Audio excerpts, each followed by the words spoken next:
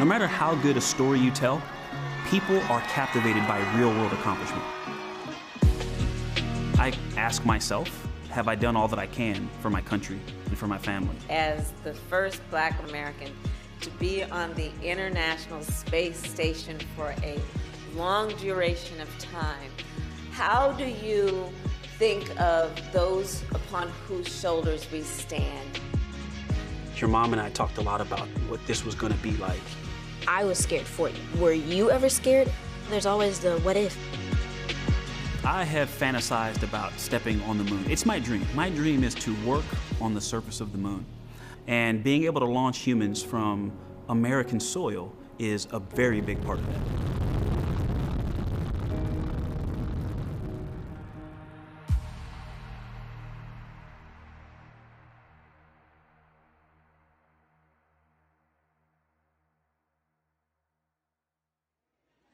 He's a naval aviator and test pilot that's flown over 40 different aircraft. Your Artemis II pilot, Victor Glover.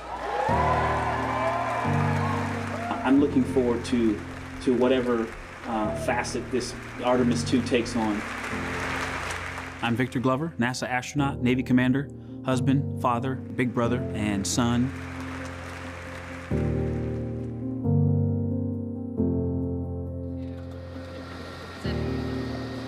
The benefits of the Artemis program are technological, but they're also cultural. What really means something to me is the inspiration that will come from it, inspiring future generations to reach for the moon, literally to reach for the moon. That baton has been passed generation to generation and from crew member to crew member. I think I speak for all of us. I want to thank our families for the amazing support. It is your love and support that has made this journey possible.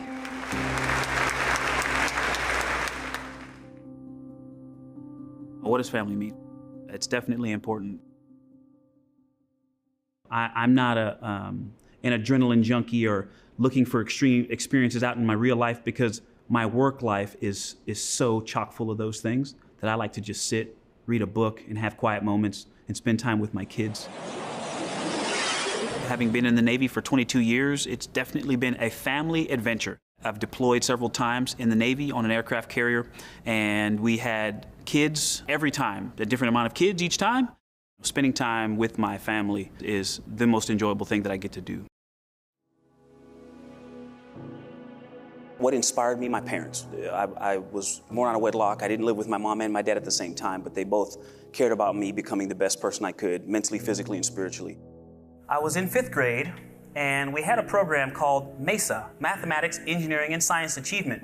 What got me into it was building cars powered by mouse traps, building bridges out of popsicle sticks and balsa wood. But our advisor, his name was Mr. Hargrove, and he said to me, he said, you know, if you work hard, you would be a great engineer. His belief in me made me think that I could do it.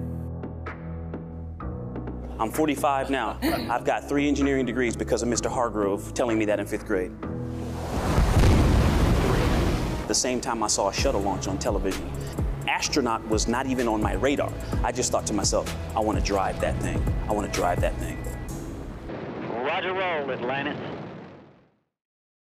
I went to college, was fortunate to wrestle in college while pursuing my engineering education. And so that experience impacted what I thought I wanted to do as a professional. I really enjoyed engineering academically, but I wasn't sure I was ready to just work on design. I wanted to use those designs. And so being an operator and being out doing things was important to me.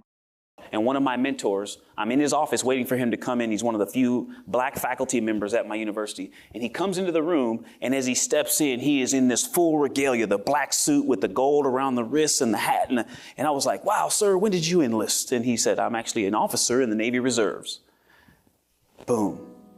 The next version of what I could become. And that, to me, was, there's so many lessons I pulled from that, but the power of exposure and seeing yourself in something.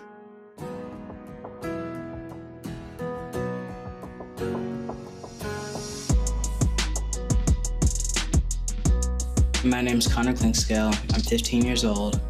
I enjoy aviation and space, and I look forward to being a pilot for NASA one day. This is where I take flight lessons and I get flight hours. People other than my friends don't really know much about what I do. As much as I grind to train for my missions, I am also looking for my replacement. In order to ensure that I have a replacement, I need a pool of young people like Connor. The first time when I met Victor was in October 2015, and I was 7 years old. I think that is really cool that he's gonna be on one of the first missions back to the moon in 50 years.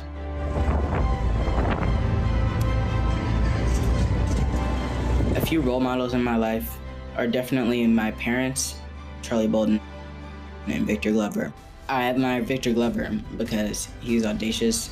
I think that they're definitely role models for me because they show me that my dreams are possible. All these shirts are from people who solo for the first time. And I'll be soloing on my birthday, which is in May. My parents took me to DC to the Udvar Hazy Space Center, where I first saw the Space Shuttle Discovery, and I was really little. I was standing at about like half the size of the front tire. And I asked my parents if I could fly it today. My mom told me that I could definitely fly it one day.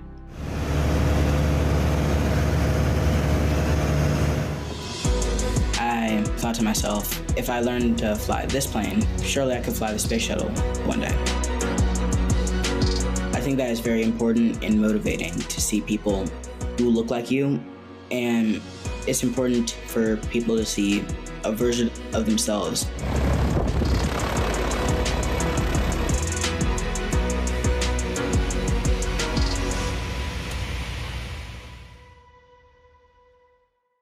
I joined the Navy in college because of representation, seeing a black reserve officer on my campus, and I'm finishing my combat tour, and I go to test pilot school. I go into test pilot school, and we, as a class, have to go to a conference. And at this conference, the keynote speaker is Pam Melroy, who is, I believe, the second female shuttle commander.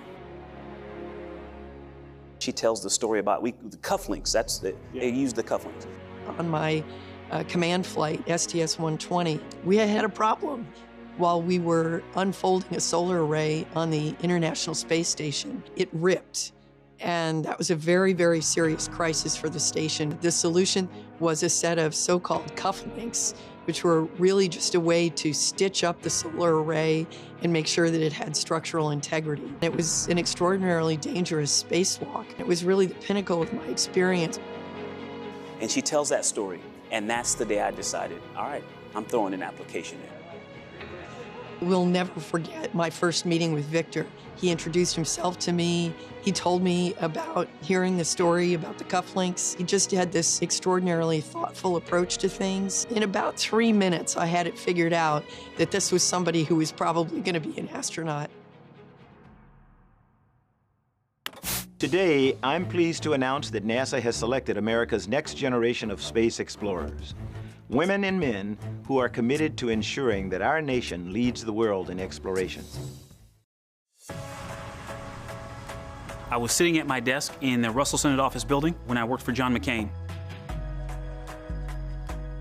And I got a phone call from a Houston phone number, and I grabbed my cell phone, I ran out in the hallway, and by the time I answered, I missed it. And so I called back. I was transferred to Janet Kavandi, who was the chair of our board, and she asked me if I wanted to come to Houston. These new astronauts we are introducing today will help us to continue to lead the world in exploration.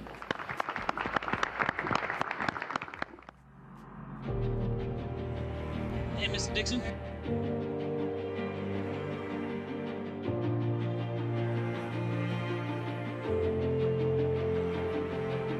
All right, that's great. Chin up just a little bit, Christina. And you notice, NASA did something for the first time when they picked our class. Our leadership decided generations ago that we were going to make an effort to make our science and technology workforce and our astronaut corps look like America. If you just look at the picture, it doesn't look like it did when we started this. The Mercury 7 we're essentially all the same guy. If you look at my class, there were 4 men and 4 women. Never before done and hasn't been since repeated. All right, here we go. Training for your first mission. There's the basic competencies, I guess, flying T-38s, the high-performance jet flying that we do, the NBL training, the diving in the full pressure suit, the space suit, to train for spacewalks. As I've gotten to know Victor, he's an extraordinary pilot. He's enormously technically competent, but also he takes that leadership aspect, that teamwork aspect, so much to heart. I'm very glad I kind of stumbled upon flying as a career, but the other thing I loved doing was working with students. Being in a classroom is one of the most meaningful things I've ever done, even to this day. I often find myself, tough times having a lack of motivation. I often tell myself I can't do something. If something gets too difficult, I see myself kind of like almost giving up. How do I stay motivated? One thing that I think about, but it can also be the power to keep going. I love thinking about the civil rights era, the March on Washington for Jobs and Freedom. They had bags in their hands. They didn't make those sandwiches. There was a party making sandwiches, and then there was a different group of people that took the sandwiches to the people, and then there was a different group of people directing them to get on the buses. They were organized, right? And that work was done so you could sit in this seat. And when you think about that, our legacy runs from the very beginning up to you right now. It's deep, bro. It's your job to keep going. And sometimes that can seem like a burden, but it's also a privilege. There's not always going to be somebody there to cheer you on. So that's one of the important parts of learning and getting around groups of people like this that are diverse. You learn and you add another facet, you put another tool in your toolbox. I am surrounded by love and support, and it's humbling and overwhelming sometimes. I'm a father to 4 beautiful daughters, and even with a military career and being deployed, and one thing that goes through my mind constantly at the end of a day is knowing that my wife and my children are safe. Today, sending 4 astronauts into orbit: Victor Glover, Mike Hopkins, Shannon Walker, and Soichi Noguchi are flying on a 6-month mission to the International Space Station. Glover will be the first Black astronaut to fly on a commercial spacecraft and the first Black long-duration crew member to live aboard the International Space Station. When I got assigned, my wife and I were actually on vacation, and we had some time to just talk about what this meant for our family and what it meant for us individually. Outside the ONC building, we have friends and family gathered there for final goodbyes prior to liftoff. This is, I think, what a lot of the folks that go to test pilot school dream of doing. There aren't many opportunities to work on a new spacecraft.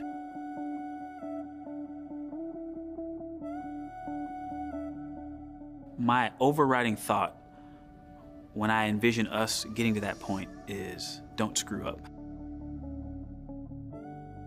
It's one thing to know something intellectually, but another thing to feel it in your bones. That 10, 9, 8, 7 was the first time I went, oh, this is really about to happen. I'm leaving the planet, y'all, and it just got real.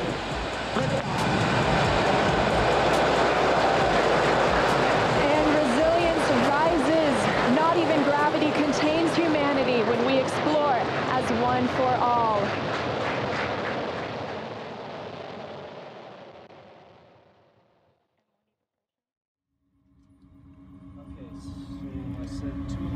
The video just doesn't do it justice. It is pretty amazing, though.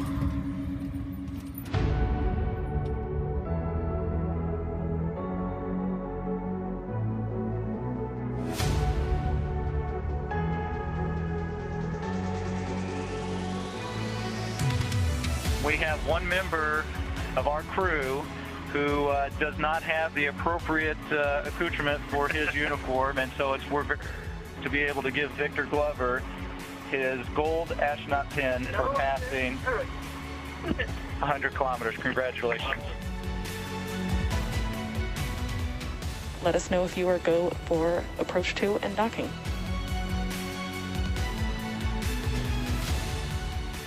And there they are, first across the hatch, Mike Hopkins.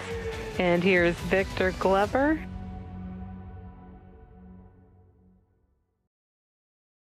Marker 2. Mark it. There we go. So I just start questioning? Yep. Yeah. I was scared for you. Were you scared? Like, were you ever scared? Well, scared is the wrong word to use. I have a respect for these things. Your whole life, I've flown high-performance aircraft, deployed on ships, and those all have dangers, risks associated with them. It makes me want to work very hard because I want to come back home to you all. You told us about a launching of a different aircraft, and it exploded. Like, they didn't make it. And that terrified me. I learned that people train you for this stuff, and they're there to make sure that doesn't happen. So it made me feel a lot better. But, you know, there's always the what if.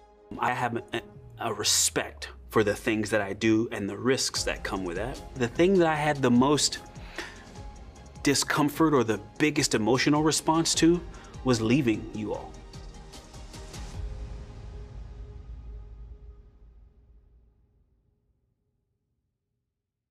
No justice! No peace! No justice! No peace! No justice! No peace! There was a lot that happened in the country while I was in space. The trial of the officers that murdered George Floyd was going on. The verdict was rendered. I actually took something really special with me, a painting of George Floyd that a friend of a friend made. A vaccine for COVID-19 was developed, and what happened on Capitol Hill. I was in space during that time. One of the most amazing things about his mission was that Stephanie organized a Zoom call for us, all of the Black astronauts, to talk to Victor.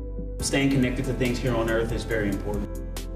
We had all these things that we were thinking about down here on the planet, but having this connection with our brothers and family and people helped us all get through things. The sense of family, rallied together. They called my family, they called my wife and checked on my kids. Just knowing that they were checking on my family, what matters most to me. My goal in this entire endeavor was to make sure that it continued to be a family adventure, that they look back on this time with fondness and not as that, hey, that was that stressful period where Dad was gone a lot. Flying the spaceship is one piece. There's also the very important mission of being on the International Space Station. We will conduct spacewalks to upgrade and keep the space station flying and healthy.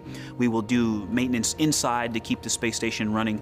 We will use that orbiting laboratory to conduct science, or really to do the hands-on part of the science experiments that happen on space station.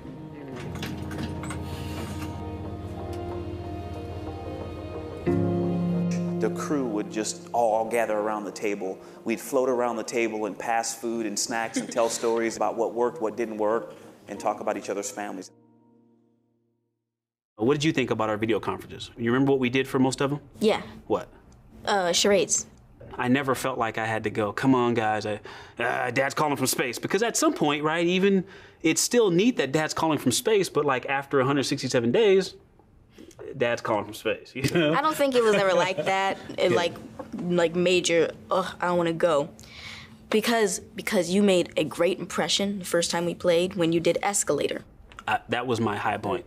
My charades Escalator was... Because you could just float. Weightlessness, right? I mean, you know, it was good. We got it right away. Please stand by for the Vice President of the United States. Victor, can you see me? Can you hear me? It's Vice President Kamala Harris. I'm calling from the White House. Madam Vice President, welcome to the International Space Station. I understand you recently got some fresh air because you went on a spacewalk outside of the space station for the first time. What was that like? One of my colleagues said to me to keep your world small, to focus on the thing right in front of you, and then slowly widen out that worldview.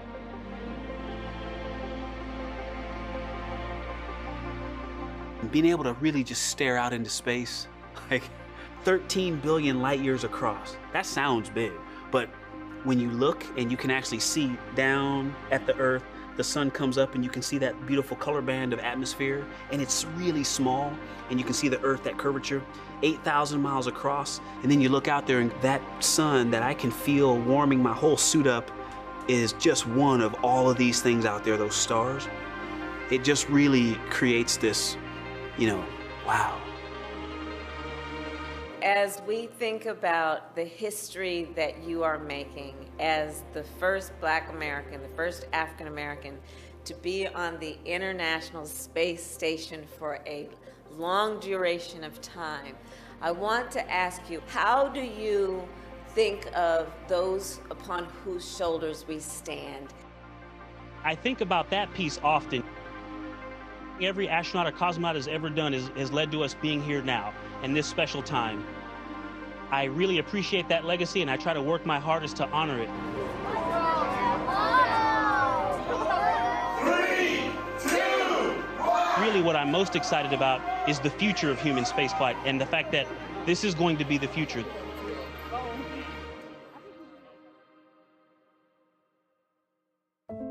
When he first got interested in space, he was an astronaut for Halloween, but then he just kept wearing it. Well, he didn't call it a costume, he called it his uniform. I think that every parent feels in some shape, form, or fashion that their child could potentially change the world. What we really like to do is listen intently to our children. We started having conversations about the vastness of the universe and the vastness of space. And when my husband pointed to the moon and told Connor that there were actual footprints there, Connor's response was, how do I get there? My family has always supported me. They've always supported my dreams and what I wanted to do.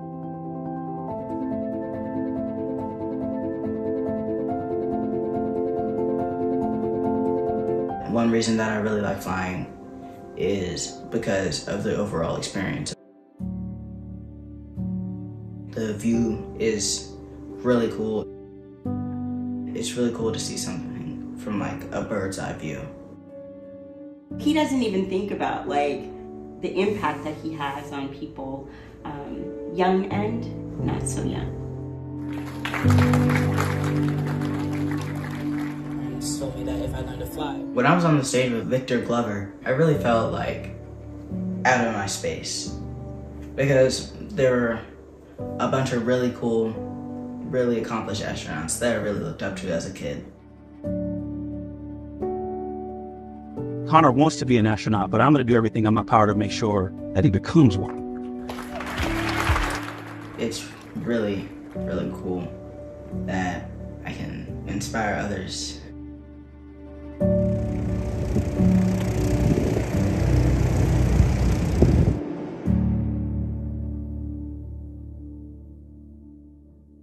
One of the most important things to your ability to achieve success is your understanding and definition of what success is. So number one is to be gritty, G-R-I-T-T-Y, to be gritty. It means not quitting. And the greatest challenges you'll ever experience are from within. And if you can control these challenges, external challenges are no big deal. Number two, be a lifelong learner. Learning inside and outside the classroom, your ability to acquire skills is the thing that really is gonna be so valuable to you in the future. The last one is to be a good teammate. It's the people to your left and your right, because it takes the focus off of yourself. I think this job highlights something that maybe several people deal with. I've dealt with throughout my 22 years serving our country. There's these terms, I think, in psychology or sociology called imposter syndrome and survivor's guilt. And being selected for this job, you can't help but to think of, I've got so many friends that I know could do this job well. And that feeling of, wow, why didn't they get it? And why'd they pick me? That's the survivor's guilt piece. And imposter syndrome is just, feeling like you're not really good enough, cut out for the job. And I felt all of those things. And I would say that doubt, being a father, a husband, all of those things come with doubt. And my life hasn't been about trying to get rid of the doubt. It's just trying to get comfortable with it and being able to still take one step at a time and be prepared for whatever's coming at you. Because anything you practice, you can get good at. And so I think you have to learn to get comfortable with the doubt.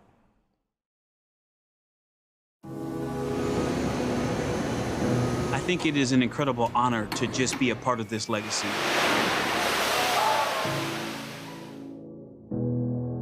We will be that next chapter, that continuation of continuous human presence, and that is an amazing responsibility and privilege. All right, point your toes, let us know if you get stuck or you need any help.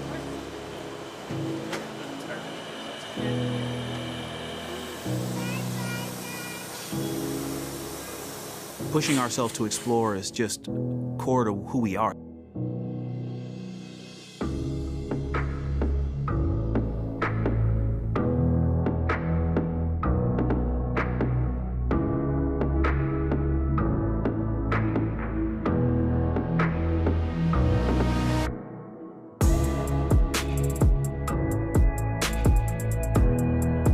We all share the same goal of achieving what we want in life.